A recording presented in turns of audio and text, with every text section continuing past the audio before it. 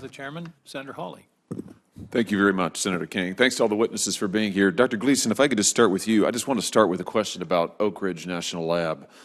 Since you're here from that institution, you've worked there for more than 30 years. Is that right? 34, I think you said in your opening statement. Do you mind if I ask, do you happen to live in the area as well? I do. Here's why I'm asking. You're probably familiar with the role of Oak Ridge in the Manhattan Project, I bet. Is that fair to say? I am, yes. Could you just give us, for the benefit of those who are watching the hearing, could you just give us a thumbnail sketch of what Oak Ridge did for the country, to the extent that you know it? It doesn't need to be detailed, but just give us a synopsis, what Oak Ridge did for the country during the Manhattan Project. Yeah, I mean, Oak Ridge, was stood up in the early 40s to try to help build the nuclear material that would power the bomb.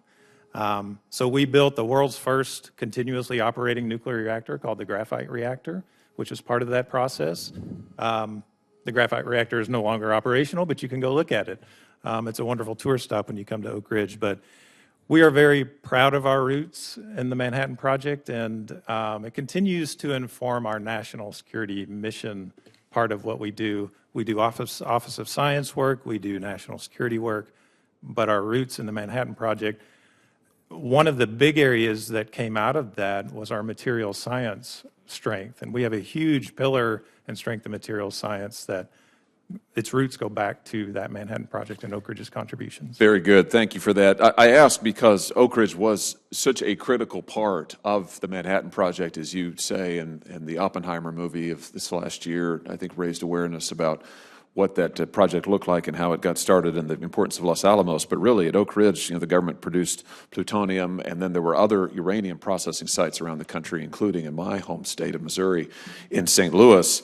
And as you probably know, in both Oak Ridge and St. Louis, despite the fantastic, vital contributions of those processing plants, facilities, and labs to our national security, the nuclear waste was not properly disposed of in either place. And in Oak Ridge, the effects on the community have been severe. And I just want to quote from one of your fellow residents there in the Oak Ridge area. Tanvi Cardile is her name. She's the coordinator for the Oak Ridge Environmental Peace Alliance, who has said that it is time that people in Oak Ridge receive compensation for being exposed to radiation from nuclear waste. And now Oak Ridge, as we speak, is a Superfund site. And that is good. It's long overdue that it be cleaned up. But not only should it be cleaned up, those folks, your neighbors in the area who've been exposed to nuclear radiation over the years, ought to be compensated for it, just like in the city and region of St. Louis. And I bring all of this up because this body, to its credit, passed legislation that would compensate the good folks of Oak Ridge and the St. Louis area and other similar nuclear sites and other folks who were exposed to downwind testing during the Manhattan era and the Cold War era. We passed that legislation by 69 votes.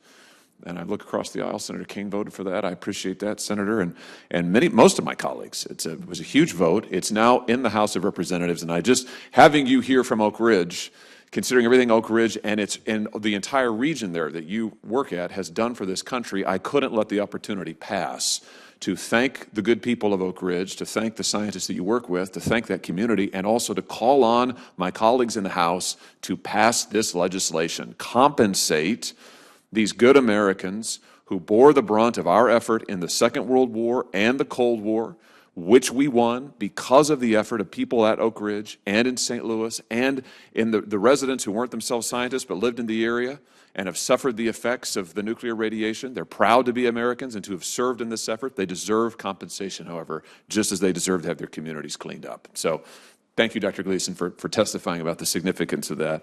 Dr. Koschek, if I could just come to you in my remaining moments here, just about the dangers posed by China and AI. You highlighted in your opening statement, your written statement, the 2017 National Intelligence Law in the PRC requiring Chinese citizens and organizations to share information with state intelligence. Can you just speak to the dangers of American AI companies doing business with China, investing in Chinese AI, partnering with the Chinese businesses, whether overtly state-controlled or not? Can you speak to that a little bit? Senator, thank you for that question. I think it hits right at the heart of the argument on economic security and national security. I think American businesses doing business in the PRC. At one point, our government promoted them to do it. And that's okay. Like, that was our understanding of the PRC back then. Things have changed. And today, if a company goes and invests in China, what they are doing is inherently supporting their economy, inherently supporting an authoritarian regime. They don't know whether what they're investing in is also fueling slave labor in Xinjiang. I think that is an important consideration for any American company who wants to invest in other countries. They have to take that into account. We have to be realistic about what is happening. We cannot live in a dreamland of the China we want to operate with. We do not control that. We control what is the China that we are operating with. I'm so glad to hear that from you, and I hope that every corporate CEO will listen and take to heart the words you just said. I asked partly because I just had the opportunity to talk with an Intel executive who was testifying at a different committee. Intel, of course, is investing billions in China and in Chinese AI in particular. And this executive argued to me, this was just 48 hours ago, argued to me that this is of great benefit to the United States. There are no security concerns with it at all. It's really good for America. But the telling thing was, you mentioned the Uyghurs, Xinjiang province.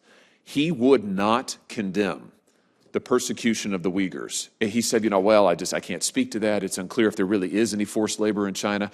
This, I think, is frankly the moral hazard that our companies face. If they do business in China, if they find themselves compromised by the PRC, they run the risk of supporting slave labor, of helping the Chinese AI program in a way that is materially to our detriment, but is also, frankly, just morally wrong. So thank you for your clarity on that.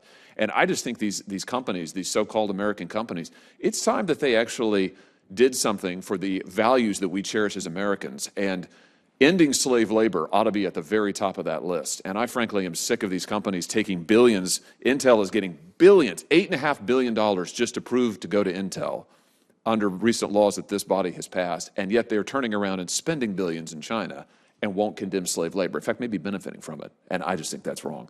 I see my time's expired. I have a couple more questions for you, Dr. Kaushik, just about safeguarding our national labs. So I'll give those to you as written questions. Thank you, Mr. Chairman. We might have a second round too if you can stay. Okay.